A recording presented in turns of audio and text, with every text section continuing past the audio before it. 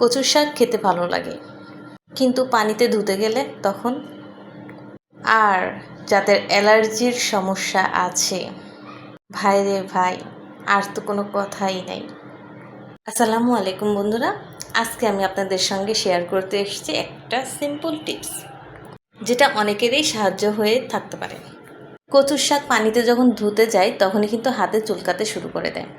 সেই জন্য হাতে একটা পলি নিয়ে নেবেন এবং ভালোভাবে বেঁধে নিতে হবে। আমার কিন্তু বাঁধাটা হয় নাই, সেজন্য পলিটা খুলে গেছে। এভাবে ভালোভাবে চটকে চটকে কিন্তু শাকগুলো ধুয়ে নিব এবং একটা চাকনির সাহায্যে এভাবে শাকনিটা তুলে নিলাম এবং পানিগুলো ফেলে দিয়ে আবারও ভালোভাবে পরিষ্কার করে ধুয়ে নিব।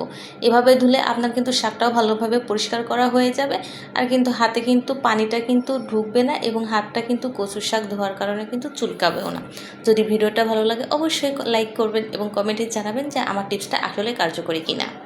আর আমার পাশে থাকতে হলে অবশ্যই আমার চ্যানেলে একটা সাবস্ক্রাইব করবেন। আল্লাহ হাফিজ।